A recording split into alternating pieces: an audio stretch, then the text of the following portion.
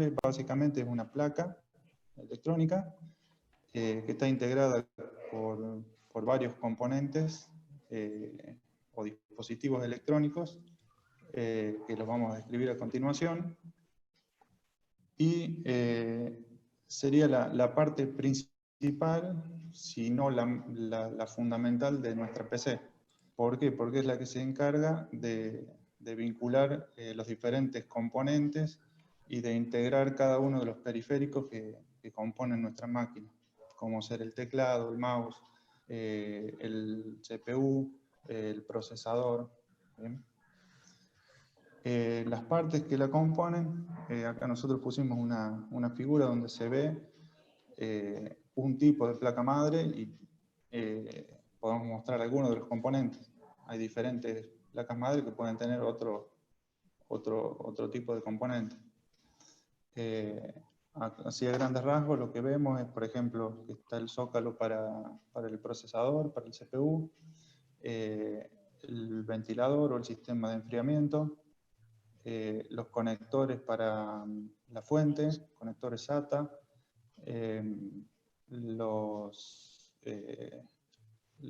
la BIOS, los conectores para los periféricos, la batería.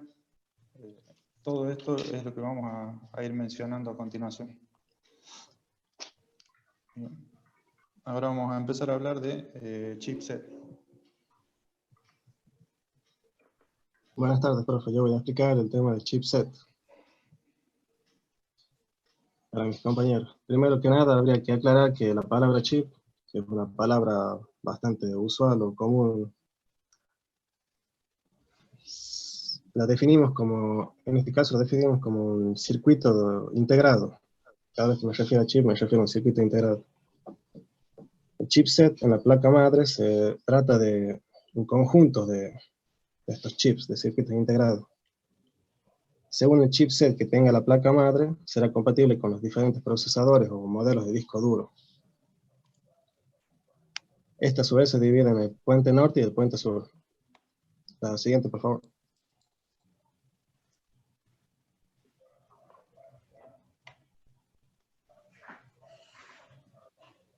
Acá tenemos una imagen de cómo sería cada chip. Se nota que el chip norte, el puente norte sería el chip que se ve un poquito más grande. Este gestiona la interconexión entre el microprocesador, la memoria RAM y la unidad de procesamiento gráfico. Esa es su principal función.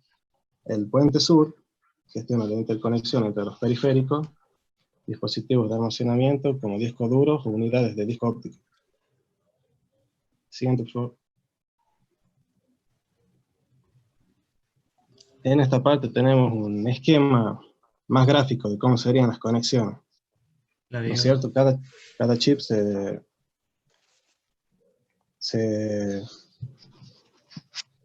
cada chip se dedica a comunicar, digamos, cada parte de los diferentes periféricos, todo con lo que sería principalmente el microprocesador.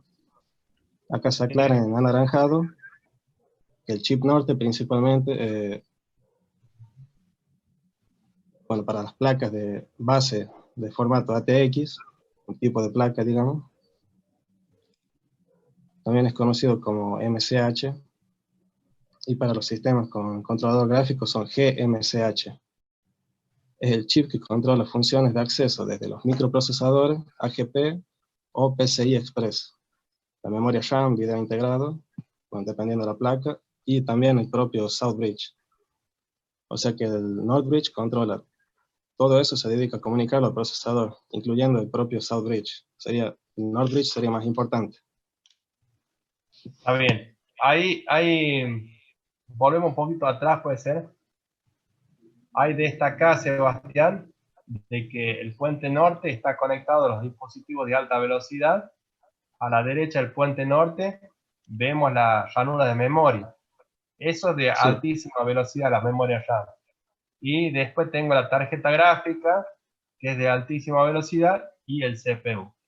Entonces, eso es lo que muy bien dijiste, que los dispositivos de alta velocidad los maneja el puente norte, más también tiene una conexión con el puente sur, que son los dispositivos de alta velocidad, pero no tan críticos. ¿Sí? Claro. Bien. Seguí explicando, que viene muy bien. Sí, una cosa que importante para mencionar es el esquema ese de chipset que mostramos recién fue renovado. Digamos que actualmente todo este sistema de chip se encuentra ahora, ahí dice, el chip que hace la función de hub de comunicaciones, el centro de control de trabajo plástico, digamos que ahora el chip se encuentra, eso fue una innovación, digamos, se encuentra incluido dentro del microprocesador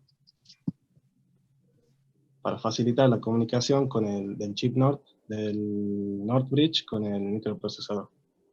Uh-huh. Acá en el dibujo se ve en la parte de abajo cómo sería el chip y adentro está la cajita del microprocesador, digamos. Eso sería todo. Bien.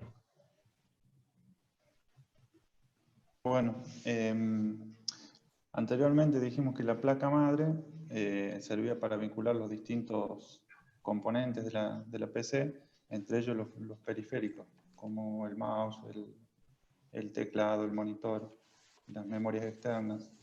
Entonces, vamos a hacer mención rápidamente a los conectores que están integrados en la placa madre. Ahí hay una figura donde se ve un ejemplo de los típicos, los clásicos conectores, algunos ya viejitos que no se usan más, pero bueno, los vamos a mencionar igual.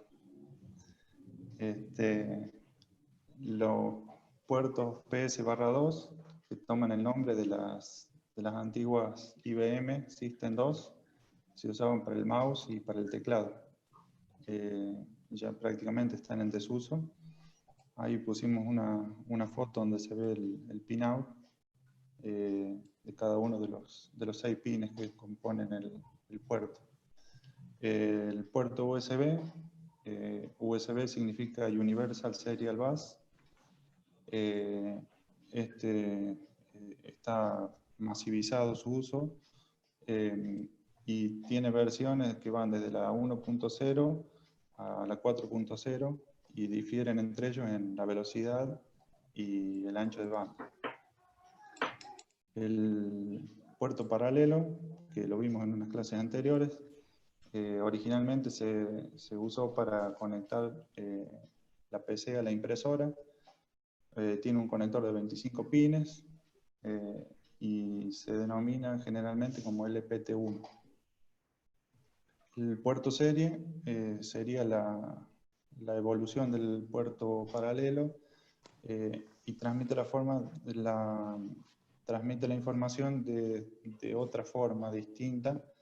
En el puerto paralelo se transmiten los datos en simultáneo, de forma paralela, y en el puerto serie se transmiten los bits uno detrás del otro. Esa es la principal diferencia entre estos puertos. Eso hace que ahora no necesitemos un conector de 25 pines, sino que ya con 9 pines nos sobra, o nos alcanza al menos. El puerto VGA se utiliza para conectar los monitores o los proyectores, todo lo que sea gráfico. VGA proviene de Video Graphic Arrays, hace un arreglo gráfico de video. Está compuesto por un puerto semitrapezoidal de 15 pines. El puerto de red, RJ45, es para conectar la PC a una red Ethernet, y no solamente se usa en la PC, sino en dispositivos como switches, como router, todo lo que vaya conectado a la red Ethernet. Los conectores de audio, esos son bastante viejitos, ya casi están en desuso. Son para conectar dispositivos de audio. Ahí en la foto se ve que están identificados por colores. para conectar entrada, salida de audio y un micrófono. El puerto firewall, que también se conoce como IEEE 1394, es similar al USB, pero con mejores prestaciones. Hay dos versiones, la FW400 y la FW800, que varían o difieren entre ellos en el ancho de banda, y se usa generalmente para conectar discos duros de alto rendimiento o baterías de carga rápida. Y el puerto SATA, que sería Serial ATA, que se usa entre otras cosas para conectar la fuente de alimentación a la CPU, a la placa madre, perdón, o para conectar dispositivos de memoria. Buenas noches, a mí me toca el tema de BIOS. La BIOS significa Basic Input Output System, que en español significa Sistema Básico de Entrada y Salida. La BIOS se trata de una serie de instrucciones almacenadas en un chip en la placa base de una computadora. Se encargaba de las operaciones de entrada y salida, pero ha cambiado. Ahora se utiliza otro sistema más rápido, como los accesos DMA. ¿Para qué sirve la BIOS? Es la que se encarga de varias cosas, pero su función principal es la de arrancar la PC. Cuando ésta enciende, realiza un test de memoria RAM y comprueba qué dispositivos periféricos están conectados. Pasa a la siguiente, por favor. Bueno, un socket es un tipo de zócalo electrónico instalado en la placa base. Se usa para fijar y conectar el microprocesador sin soldarlo, lo cual permite ser extraído después. Siguiente, Andrés. Habla, Bueno. escuchame, discúlpame un segundito. Allosa, Sí. habla un poquito más despacio Bueno. para que trata de dominar eso, ¿sí? Para que se te entiendan mejor los compañeros y para que, digamos, tengas más minutos, digamos, cuando expliques las cuestiones orales, ¿sí? Bueno. Mira, yo te lo digo para vos y se lo digo para todos. Va muy bien, lo decís clarito, lo entendés bien. Pero vos tenés que ir hablando y a su vez ir pensando cuál es el siguiente tema, ¿sí? Bueno. Y qué otra cosa podés decir, digamos, relacionado a eso, ¿sí? Dale, te sigo escuchando, no te interrumpo más. Bueno, ahora sigue pila. La pila es de la placa de una celda de moneda de litio, que no es recargable, porque si recargan puede hacer una fuerte explosión. Bueno, pasa a la que sigue, por favor, Andrés. Bueno, la pila, ¿cómo funciona la pila? Juega un papel fundamental en las tareas que desempeña una computadora. La pila permite que cada vez que encendemos la computadora, la configuración siempre esté disponible. ¿Qué pasa si no? Pasa la siguiente. ¿Qué pasa si no funciona la pila? Sin esta batería sería imposible mantener con energía determinado chip de la placa como el BIOS o el reloj de tiempo real, por lo cual una computadora no podría funcionar correctamente, ya que con cada arranque tendríamos que configurar los parámetros nuevamente. ¿Qué pasa si la batería se agota? Si la PC está prendida todo el día, la batería dura mucho más tiempo. Sigue la que sigue, la última. Bueno, ahora tenemos el reloj, que su objetivo principal es que se regule la velocidad de ejecución de los dispositivos. Y tenemos los CMO, que significa en inglés complementary metal oxide semiconductor, en español semiconductor complementario de óxido metálico. Utiliza un conjunto de transistores para mantener un mínimo de corriente a la placa cuando el ordenador se apague. Siguiente.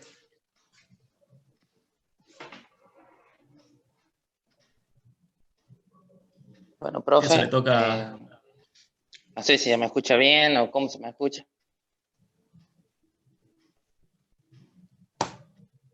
Sí, se escucha bien. A ver, ¿me escucha bien, Jorge? Bien, ¿Se escucha gracias.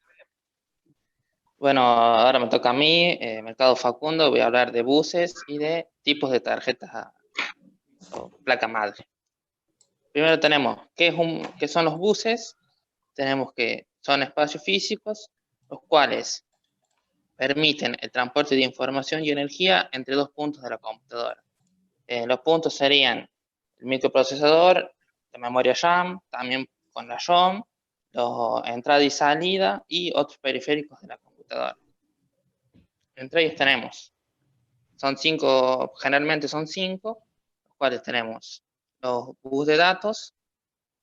A ver, acá.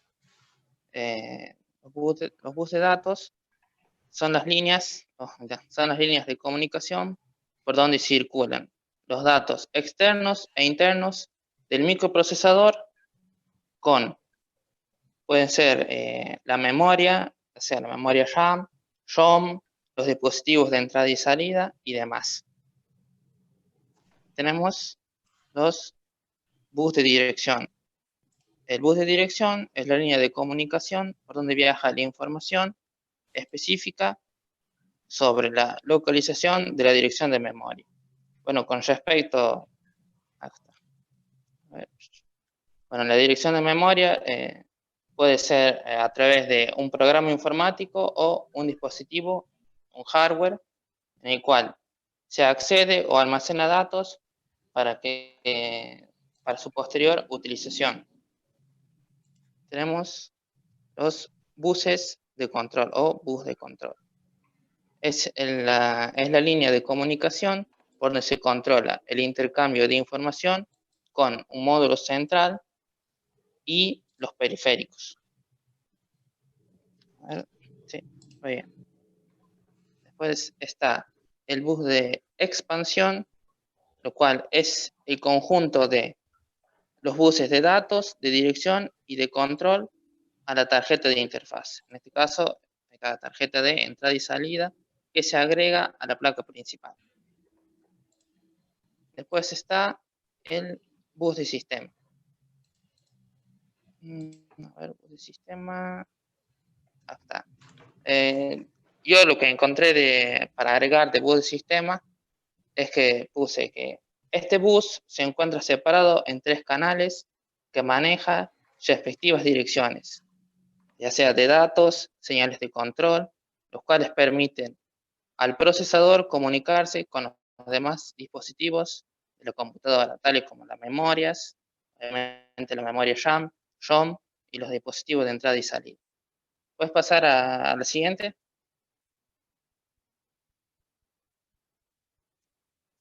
Está. Formatos de placa madre. Tenemos las placas XT, que fueron lanzadas en 1983, obviamente significa Extended Technology, es el formato de placa base de la computadora IBM PC. Bueno, está el modelo 5160.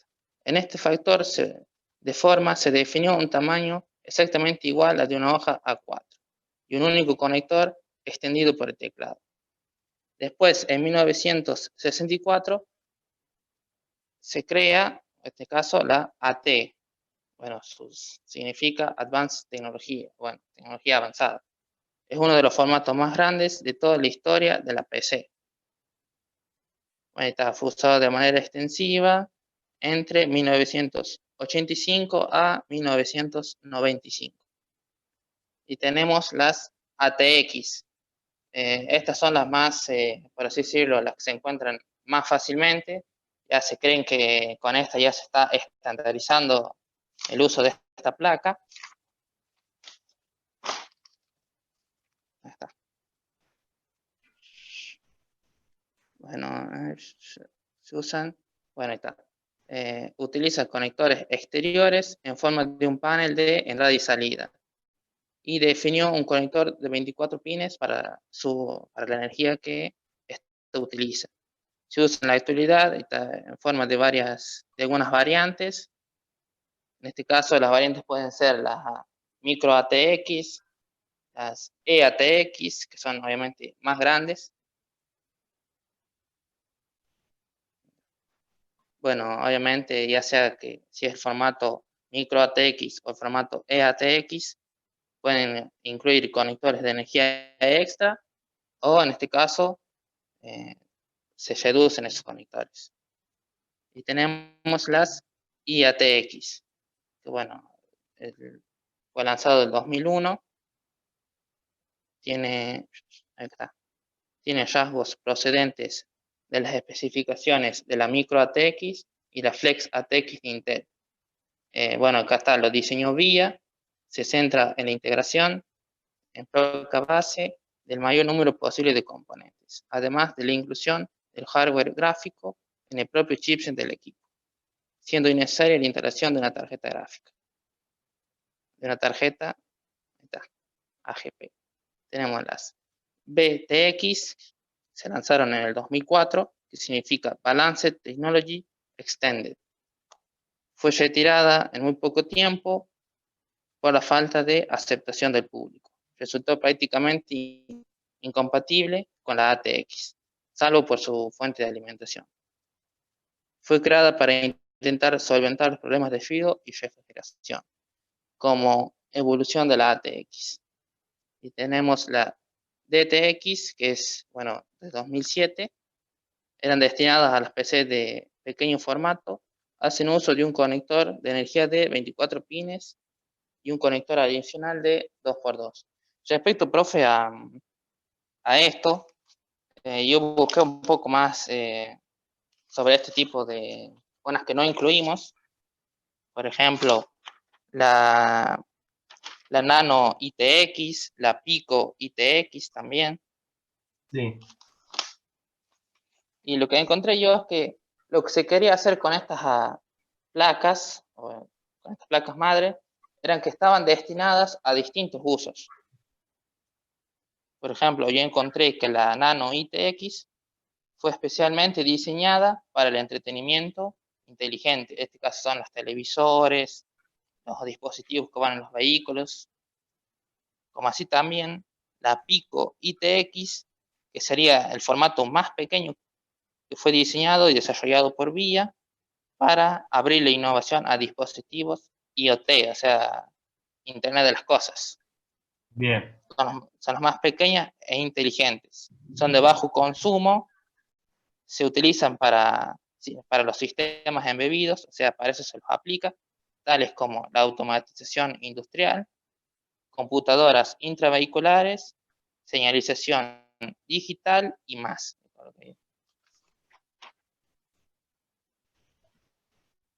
Bien. Bueno, con Sí, eso esto sería todo, finalizaría profe. la presentación. Bueno, perfecto. Perfecto. Muy bien los cuatro. Muy bien los cuatro, digamos, han pasado la prueba de dar la clase de un tema. ¿Sí? Muy bien, chicos, felicitaciones. Ahí vamos a hacer unas palmas, digamos. ¿Sí? Muy bien, chicos. Bastante claro. ¿Alguna pregunta que le quieran hacer?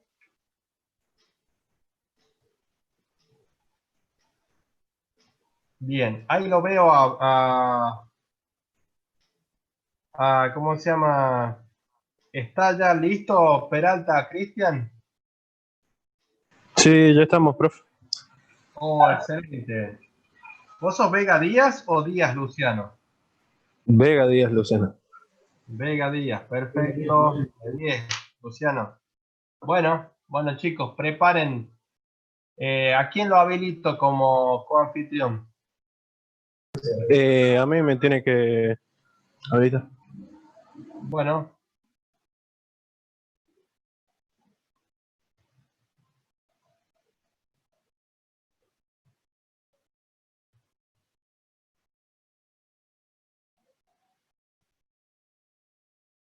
Ahí está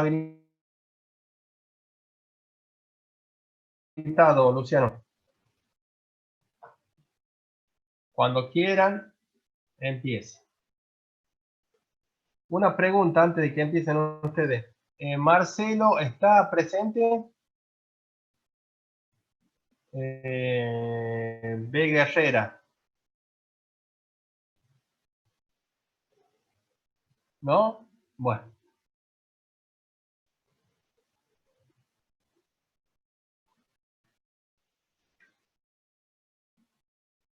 Listo, lo escuchamos. Presenten, hablen tranquilos, ¿sí?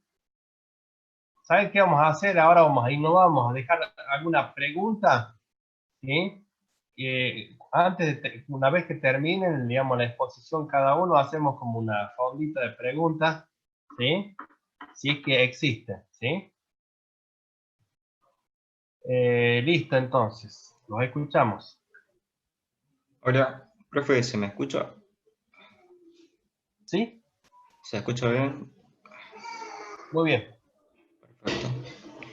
Bueno, hola, somos el grupo número 4, con los integrantes Muruchi Saúl, Peralta Jesús Cristian, Luciano Vega Díaz. Nosotros nos tocó el tema de memoria secundaria. Bueno, la memoria secundaria tiene bastantes nombres, acá podemos ver. Básicamente, la memoria secundaria también mayormente se la conoce como memoria externa o como almacenamiento primario. Es una serie de dispositivos o soportes de almacenamiento de datos que conforman el subsistema de la memoria computadora, o sea, de la PC sería, junto con la memoria principal o primaria.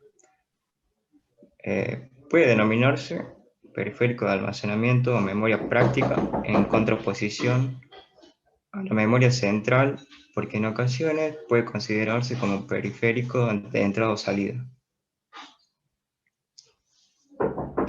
La memoria secundaria tiene diferencias con respecto a la memoria primaria. Acá podemos ver algunas de ellas. Básicamente la memoria secundaria tiene mayor almacenamiento, es no volátil, pero a comparación de la memoria primaria difiere la velocidad. Quiere decir que la memoria primaria es de mucha más velocidad. Profe, ¿me puede disculpar un segundo? Me están tocando la puerta. Sí, sí, sí, sí.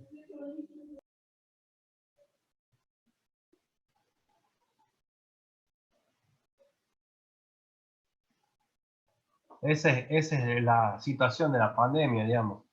Estamos estudiando, antes nos juntábamos en la facu, digamos, y ahora estamos con la mejor de la voluntad, digamos, enseñando y ustedes aprendiendo en nuestros hogares.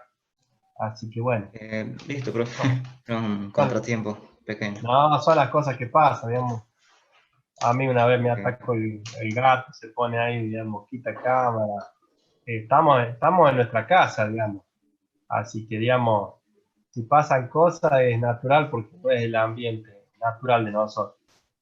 Ojalá que Bien. pronto volvamos a la facu, digamos. Pero bueno, mientras tanto, Pido mil disculpas por el contratiempo. no tenés que disculparte nada, digamos. Buruchi, digamos, es así, es lo que pasa. No hay ningún problema, está todo bien. Perfecto. Con su permiso, continúo. Como recién explicaba, bueno, algunas características, diferencias, mayor que nada, de la memoria secundaria básicamente es que tiene mayor almacenamiento, bueno, difiere de la velocidad respecto a la memoria primaria.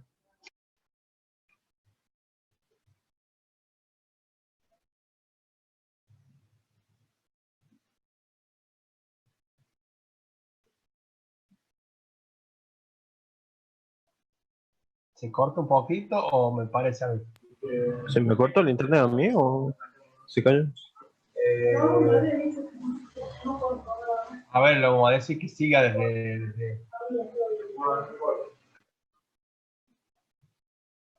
A ver, no te escuchamos, Saúl, en la parte esa. Desde la comparación de velocidad.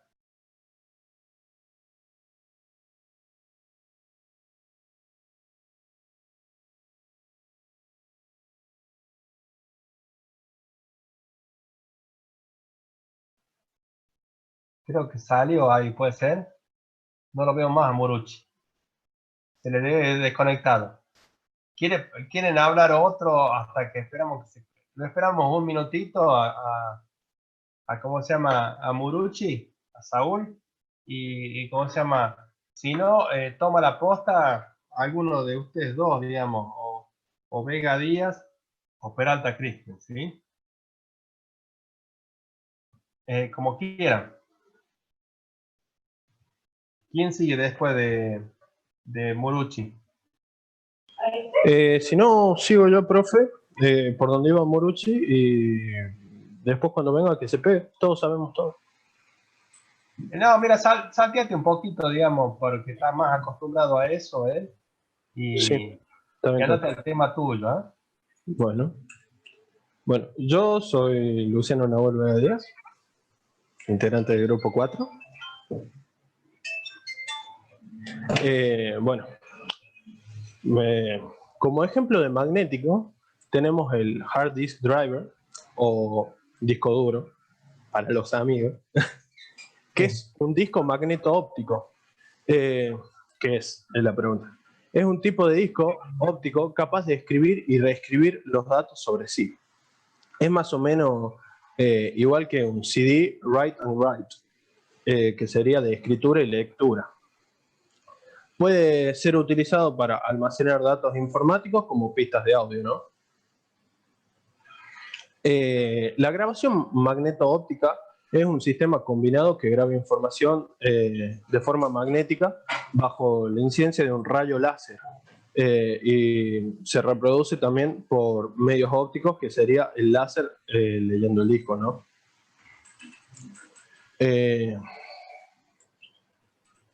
Como historia tenemos que los discos magneto-ópticos aparecieron a finales de los 80.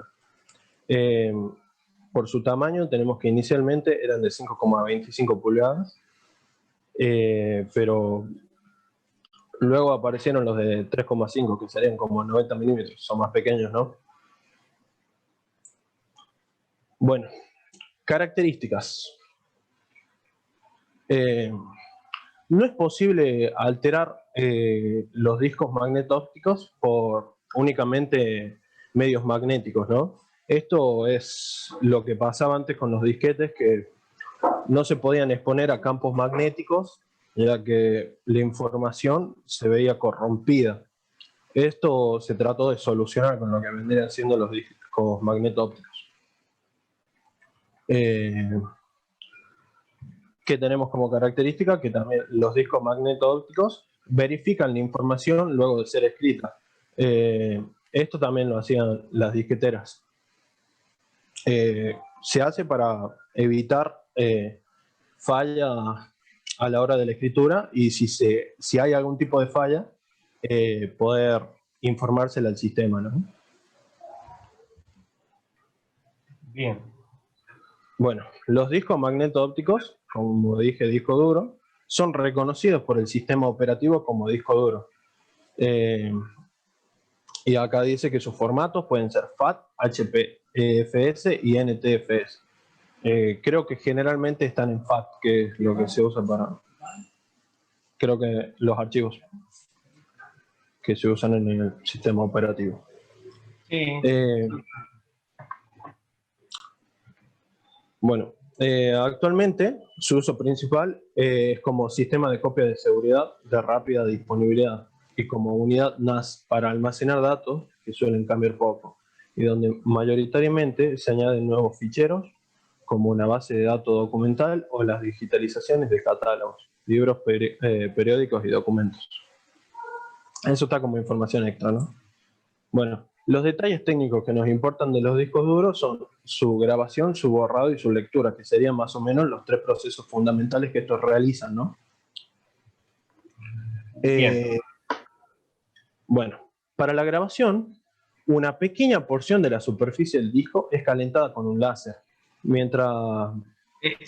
Una cosita, te hago una aclaración de Luciano para que, digamos, el que te esté escuchando y aprendiendo y entendiendo lo que estás diciendo, ¿sí? Lo que vos estás diciendo de disco magneto óptico, ¿sí? no es de los HDD que nosotros conocemos tal cual, sino más bien serían como los discos zip, ¿sí? Porque los discos rígidos que mayormente tenemos en nuestra PC son discos magnéticos únicamente, ¿sí? Después, pero yo lo que quiero hacer, la aclaración de lo que vos estás hablando es disco magneto óptico, digamos, ¿sí? Sí, sí. Que es un tipo especial de almacenamiento, ¿sí? El disco común y corriente que tenemos en la mayoría de nuestras máquinas, ¿sí? Al menos de hace 5 años, son discos magnéticos, ¿sí? Pero digamos, vos estás explicando la tecnología magnética óptica. Así que eso quería hacer la aclaración para que después vamos a profundizar un poquito más, ¿sí? Pero te seguimos escuchando, que lo estás diciendo muy bien a eso. Bueno, lo que sería es que la grabación, una pequeña superficie del disco es calentada con un láser, que este tiene un punto de recubrimiento que suele alcanzar cerca de los 180 grados centímetros, y cuando eso sucede, se modifica su estado y la estructura del material, en lo que lograría que por un momento el disco se torne en lo que sería grabable, y se aprovecha este cambio para poder implementarle la información de manera magnética, ¿no? Bueno, después en el borrado. Si no hay presente ni flujo magnético intenso cuando el material alcanza la temperatura Curry, lo que dijimos recién, cerca de los 180 grados centígrados, la estructura cristalina se relaja y se normaliza, lo que produce el borrado de la información existente en el punto. Sería exactamente lo mismo que se hizo en la grabación, solo que sin aplicar el campo magnético que coloca la información, ¿no? Luego, la lectura. En la lectura, el láser disminuye su potencia, o sea, para no calentar la superficie, la calienta, pero no a temperatura como lo hace mientras graba o borra. Según el estado de cada punto de la superficie, y refleja la luz de forma diferente debido al efecto Kerr, que sería birrefringencia. Creo que sí. Bueno, el rayo reflejado se detecta por un sensor de forma similar a la utilizada en los lectores de discos compactos. Bueno, como ejemplo de las unidades de almacenamiento ópticas tenemos el DVD, que es la unidad que hace referencia a la multitud de maneras en las que se almacenan los datos DVD-ROM, que son, bueno, partamos bien. DVD significa digital, no, uy, me perdí. Versátil. Disco versátil digital. Disco versátil digital. Pasa que recién lo dije en español. Uy, saqué el power, perdón. Justo me llamaron. Espérame, profesor. No hay problema.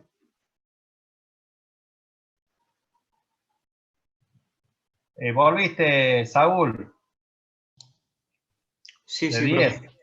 Bueno, El internet. está bien, está bien, está bien.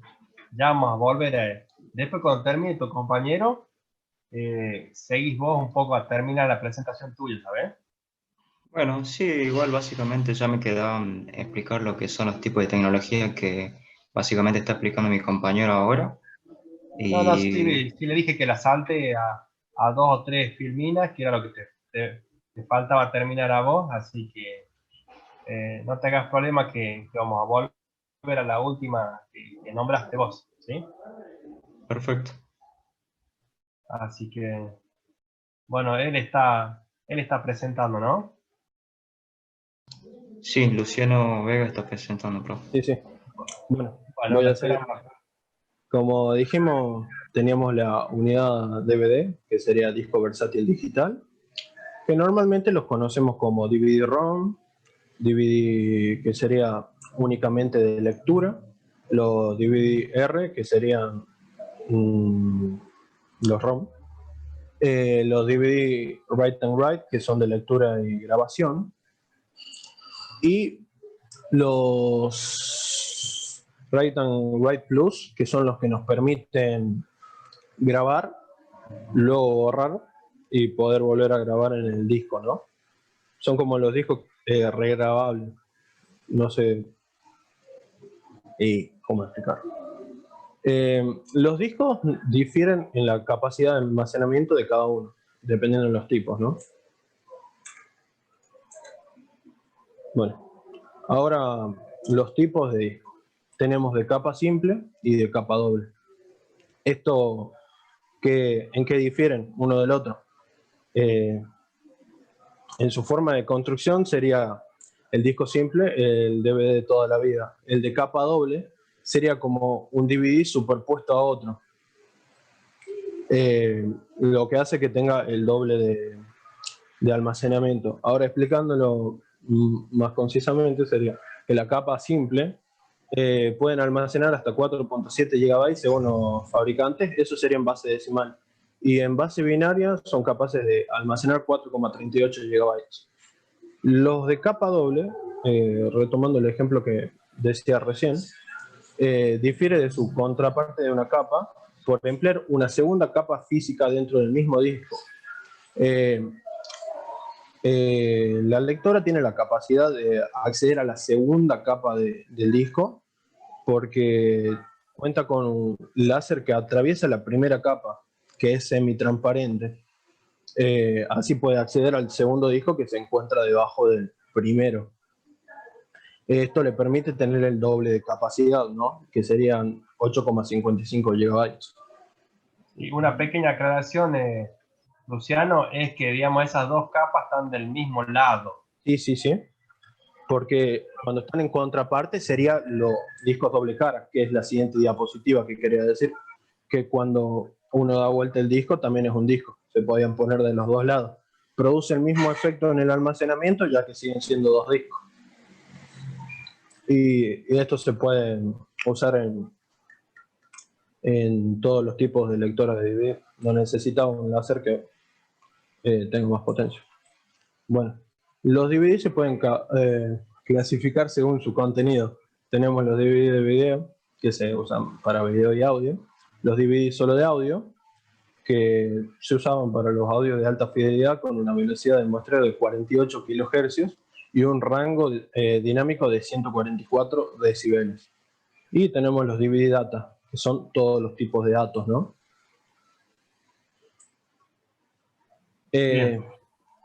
Según su tipo de datos, tenemos los DVD-ROM, que ya mencionamos, que son solo de lectura. Los DVD Write y Write Plus son grabables una sola vez, y la diferencia entre estos dos radica en la forma de grabación y de codificación de la información. En los R+, los agujeros son lógicos, mientras que en los R- los agujeros son serológicos.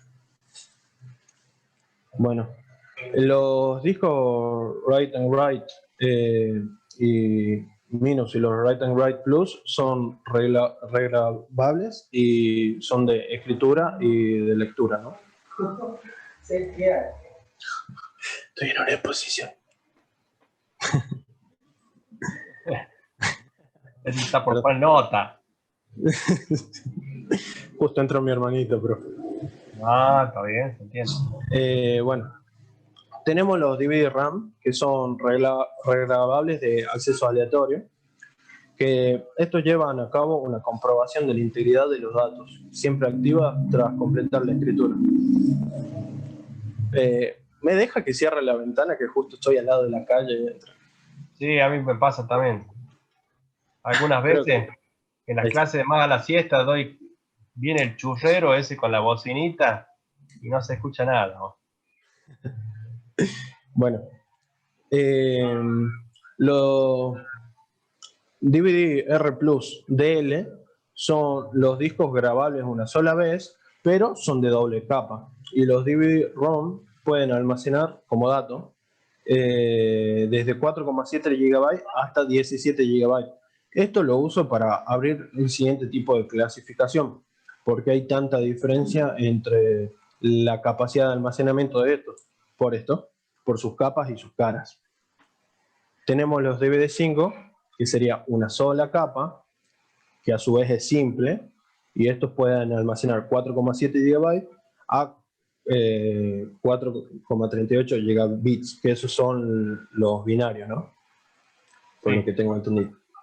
Sí, sí, sí. Los DVD9 son de una cara, pero son de capa doble. Esto hace que tenga el doble de almacenamiento que un disco simple. Sería 8,5 gigabytes. Los DVD10 son de dos caras y de capa simple, en ambas caras, ¿no? Tienen 9,4 GB de almacenamiento.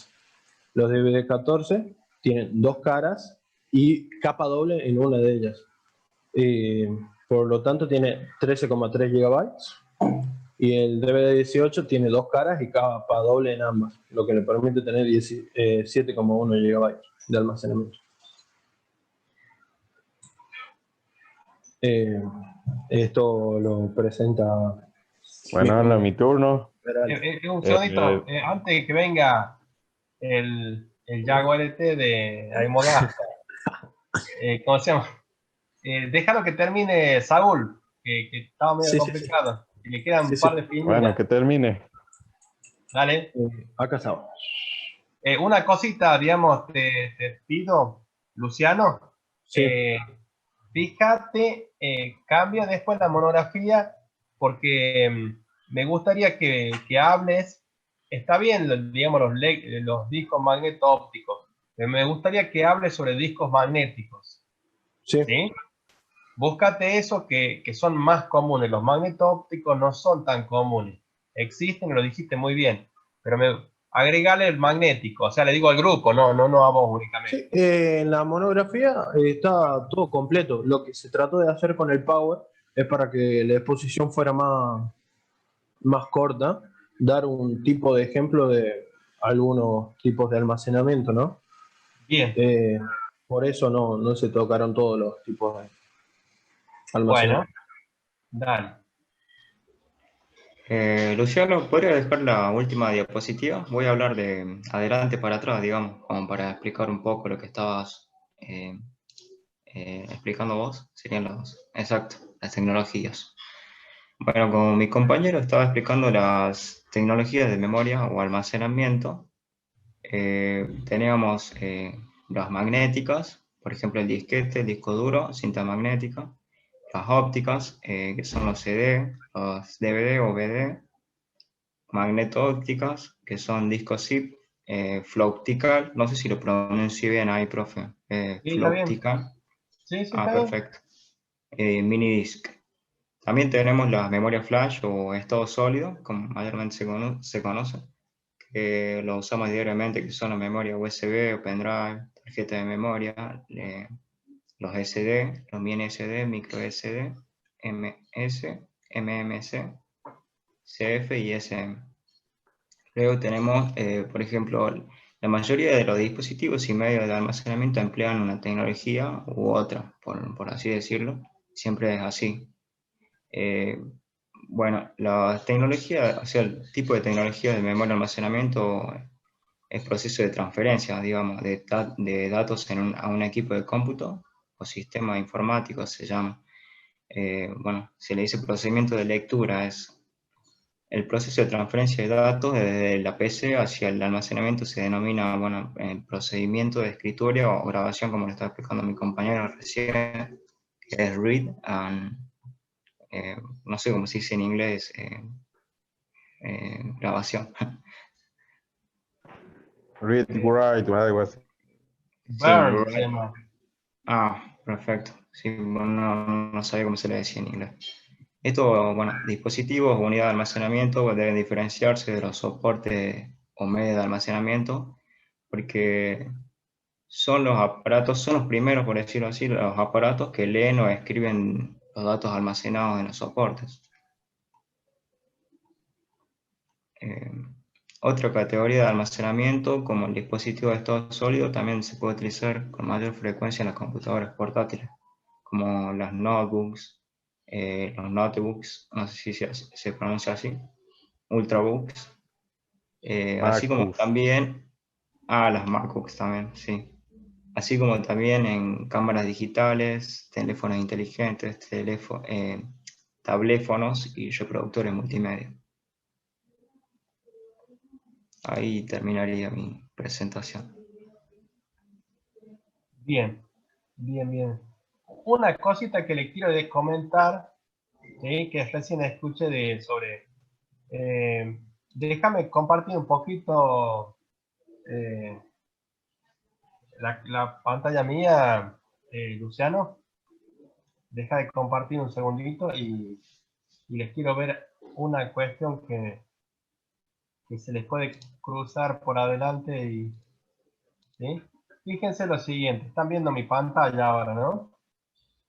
Sí, profe. Bueno, ustedes saben lo que es un kilobyte, ¿no? Que son 1024, Sí. sí, es como decir 1000, viene del kilo, ¿sí? Es 10 a la 3. Y hay una expresión que se llama kibibyte, ¿sí? El kibibyte es 2 a la 10. 10 al cubo es 1000. Y el kibibyte es 2 a la 10. ¿Cuánto es 2 a la 10? 1024. 1024. Ustedes vieron que cuando tienen una memoria RAM, digamos, uno dice este es de 1 megabyte, ¿sí? Pero en realidad, digamos, no es 1 millón de bytes, sino es 2 a la 20, ¿sí? Sí, es Entonces, un millón 46.576 y algo por ese número es más o menos. ¿sí? Exactamente. Entonces, digamos, cuando yo digo kilo, ¿sí? Es 1000, porque estamos acostumbrados a ese múltiplo, pero en realidad, digamos, hay algunas cuestiones que se miden en kibi, que es 1024, ¿sí? Así que, bueno, les explico esa pequeña, tengo gigabyte y gigabyte, ¿sí? Son muy parecidas, pero no son exactas. Una está expresado en decimales y otro en binario, ¿sí? Es una pequeña aclaración que escuché algo que dijo alguno de ustedes y se vino a memoria esta aclaración. Bien, entonces ahora sí, lo escuchamos a Peralta Cristian. Y presenta a Luciano. Bueno, a ver.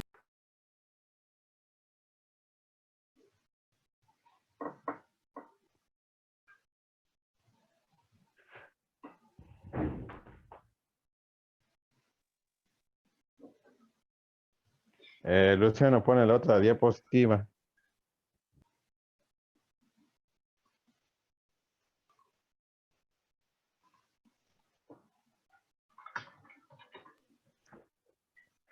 Bueno, yo voy a hablar un poco de los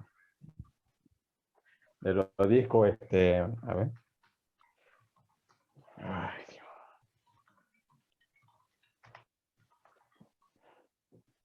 A ver.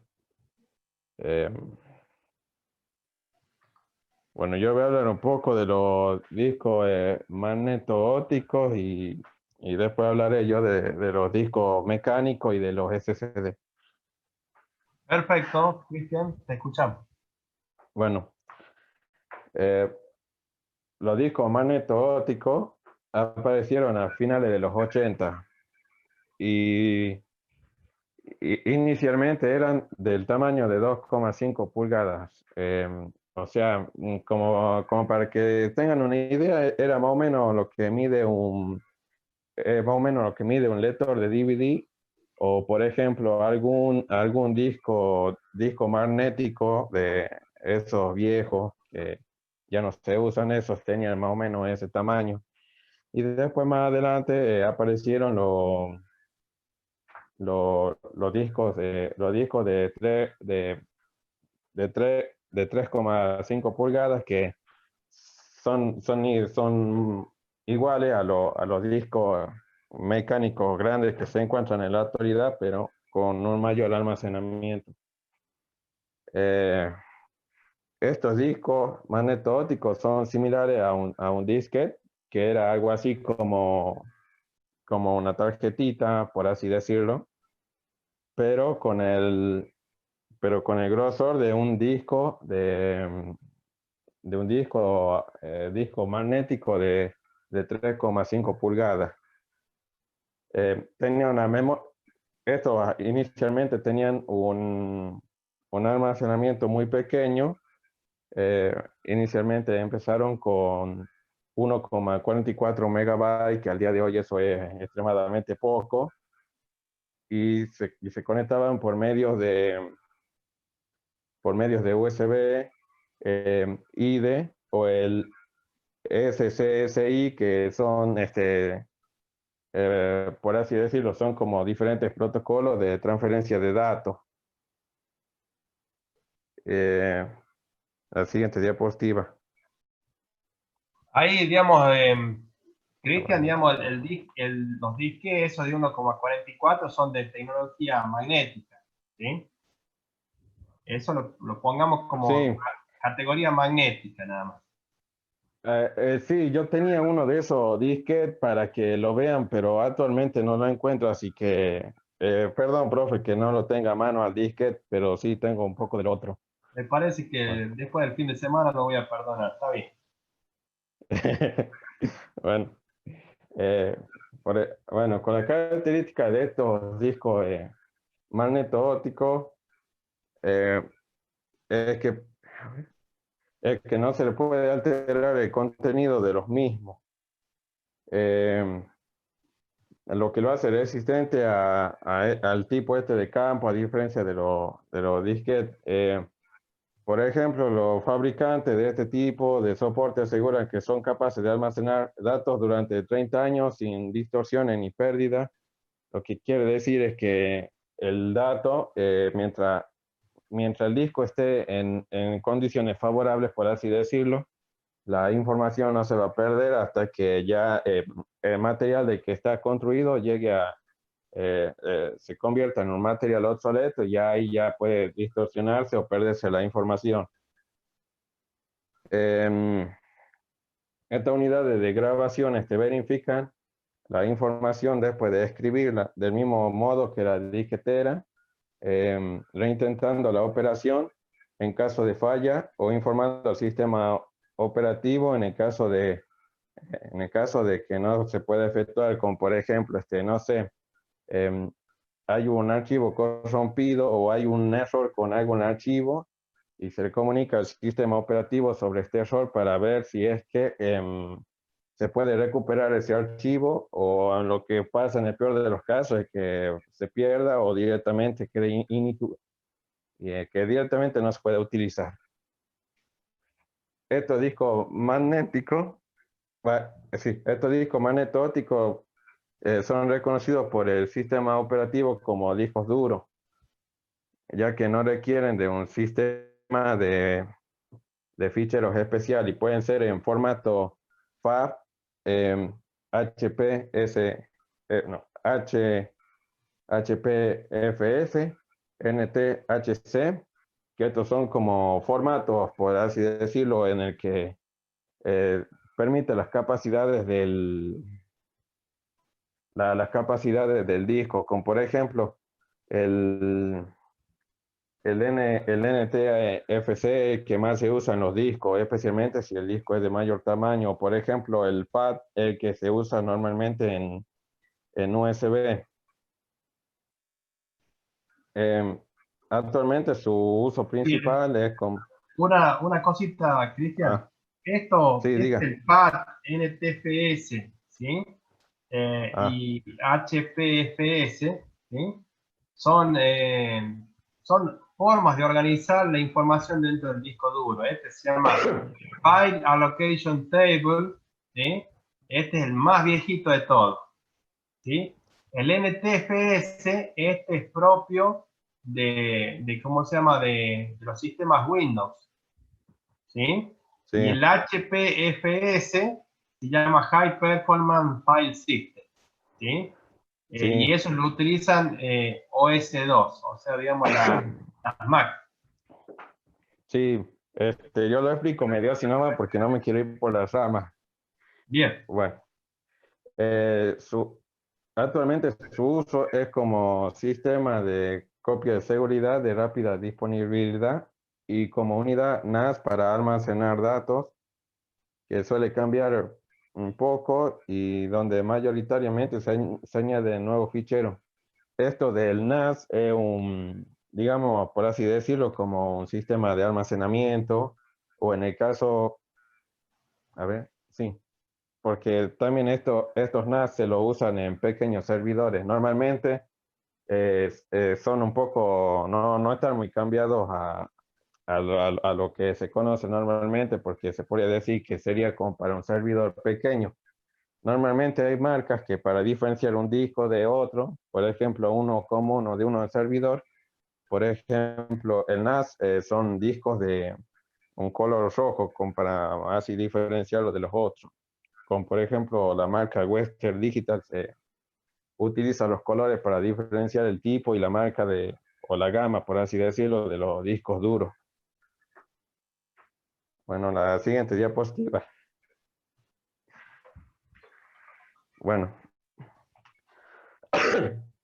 la capacidad de los discos de 90 milímetros era inicialmente 128 megabytes y se fue ampliando sucesivamente a 130, a 530, a 640, a 1 giga, a 1300 megas y a 2300 megas o 2,3 gigabytes.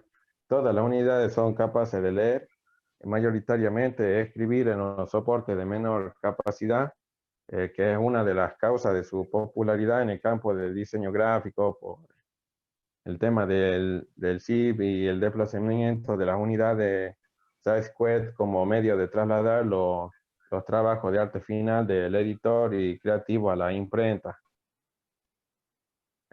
La siguiente diapositiva. Vos sabés que, volvete un segundito, digamos. Disculpa, vos recién estabas hablando de los discos, ¿no es cierto? Sí. Esos son los auténticos Ajá. discos magneto-ópticos, ¿sí? Sí.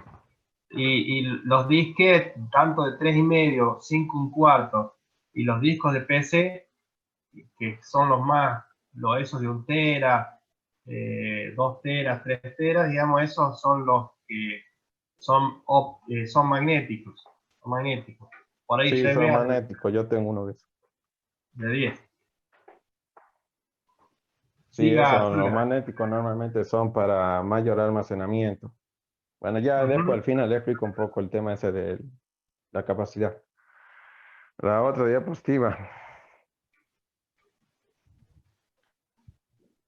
Bueno, los SSD o discos de estado sólido SSD viene del acrónimo en inglés de Solid State Drive, que es un tipo de dispositivo de almacenamiento de datos que utiliza una memoria no volátil como la memoria flash para almacenar datos. Y en lugar de platos o discos magnéticos, así como, como los discos magnéticos tradicionales que vienen con el platillo, directamente son como celdas, por así decirlo, lo cual directamente toda la información está en la misma capa, y esto da una ventaja a favor porque, por ejemplo, en el caso de que se me caiga un SSD, hay menos probabilidades de que se dañe que un disco duro convencional. Siguiente. En comparación de los discos duros tradicionales o los discos magnéticos, estos discos, los SSD bueno, es más o menos lo que decía recién, que sí, son menos sensibles a los golpes, pero igual hay que tener cuidado porque se pueden dañar. Los SSD pueden usar la misma interfaz SATA que los discos magnéticos convencionales, con la única diferencia de que estos SSD del SATA, que es un protocolo de transferencia de datos, pueden aprovechar todo el protocolo o sea, la siguiente diapositiva.